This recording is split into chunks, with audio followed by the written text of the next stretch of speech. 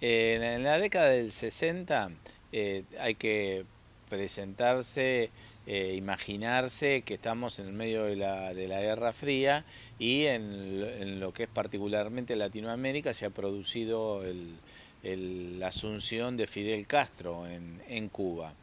Por lo tanto, se impulsan desde la hegemonía que ejerce Estados Unidos toda una serie, y se apoyan toda una serie de golpes de Estado preventivos. Hay muchos países que están pintados el color del autoritarismo justamente por los golpes de Estado, con pocas excepciones en América del Sur, que son el caso de Venezuela y el caso de Colombia, pero siempre con la particularidad que comparten todos de la exclusión de los sectores populares.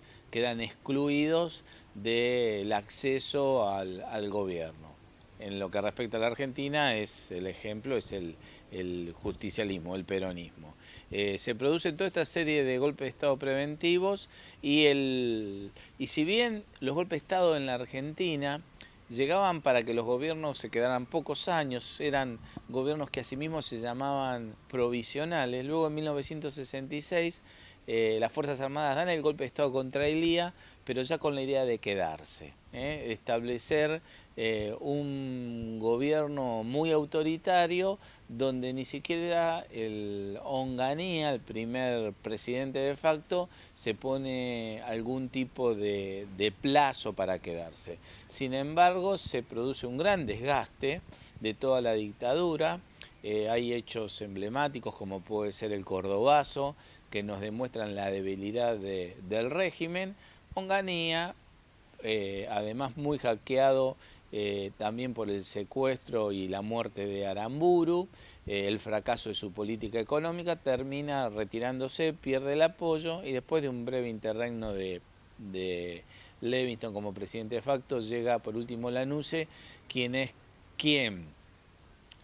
empujado por las circunstancias, por distintas tensiones que se producen en la sociedad, internas y externas, toma la decisión de producir las elecciones, pero con graves condicionamientos. Por ejemplo, los condicionamientos que se ponen a Perón, en el sentido de que se establece una fecha en la cual quien quisiera ser candidato tenía que estar presente y viviendo en la Argentina. Obviamente un decreto sancionado solo para Perón, también acortar los mandatos a 4 años del nuevo presidente y este llamado a elecciones, que además obviamente va a incluir desde 1955 por primera vez la posibilidad de que el peronismo se presente a elecciones.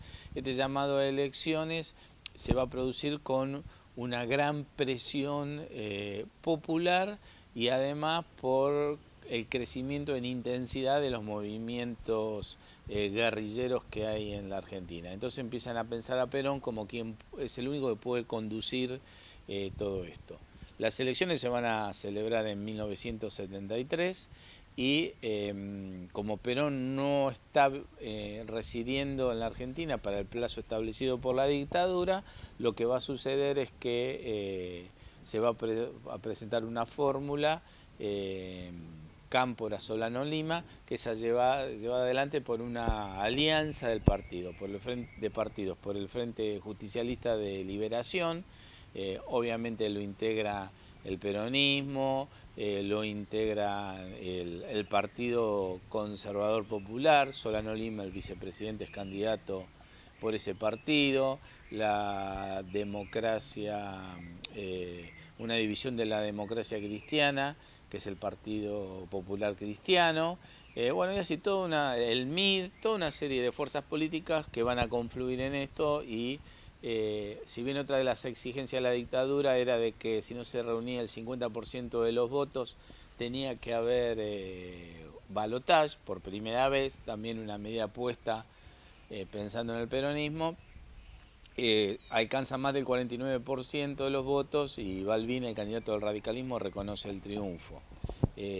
Sin embargo, Cámpora y Solano Lima van a estar poco menos de 2 meses, 1 mes y medio en el gobierno, porque se va a producir su renuncia Todavía hoy no está claro, digamos, no se han hecho las investigaciones lo suficientemente afinadas como para establecer cuáles fueron bien las razones que produjo todo esto, pero bueno, Perón decide asumir el poder y se produce la renuncia del binomio presidencial y una maniobra que se le adjudica a López Rega. Lo que hace es exigir la renuncia del vicepresidente primero del Senado, que por la ley acefalía de la época era quien debía asumir el poder ejecutivo, pide licencia, se va de viaje y asume el yerno de López Rega, que es Lastiri. Se llamará elecciones y bueno, va a triunfar obviamente la fórmula que esta vez va a ser Perón-Perón, porque es la fórmula que integra Juan Domingo Perón con María Estela Martínez. Así es como algunas fuerzas guerrilleras no renuncian a la actividad a su actividad. Hay algunos casos como el del ERP que continúan teniendo como objetivo a las Fuerzas Armadas y a las empresas multinacionales. Otras quedan en estado latente, pero luego la situación del país se va a ir conflictuando, particularmente a partir de la muerte de Perón en el año 74. Asume Isabel y la fuerza, debido al ataque de las fuerzas guerrilleras, principalmente a la ocupación por parte del ERP de una zona de Tucumán, mediante un decreto se inicia lo que se fue conocido en Tucumán como el Operativo Independencia, y este decreto habilita a las Fuerzas Armadas, el Ejército, en primer lugar, a iniciar todas las acciones necesarias para terminar con el accionar de la subversión. Esto se lleva adelante, pero un ataque a un cuartel de Formosa complica más la situación. Isabel Perón había pedido licencia y Luder, que era senador, asume el poder ejecutivo y hace que este decreto, digamos, se amplíe con otros 3 decretos más, que luego de la muerte de soldados conscritos, personal de cuadros, población cercana a este regimiento en Formosa que murió por la represión del ejército, y también muerte de los atacantes. Esta gravedad que tuvo este ataque hizo que se ampliara este decreto y ya el accionar para terminar con la subversión, con el accionar de la subversión, se amplía a todo el país y es llevado adelante por las Fuerzas Armadas, que no solo buscan a lo que ellos determinan como subversión, sino que esta represión se va a ampliar frente a militantes de partidos políticos, militantes sociales, representantes sindicales, etc. Y así es como posteriormente también van a aparecer las 3A, que van a dejar de lado la represión cuando se incorpore en parte la represión realizada por el Estado a partir de 1976. La realidad es que los gobiernos autoritarios, sí, claro, obviamente antes de 1976 existían en la Argentina, pero en la mente de los argentinos, un gobierno autoritario, fruto de un golpe, no era pensado con la atrocidad que tuvo el de 1976.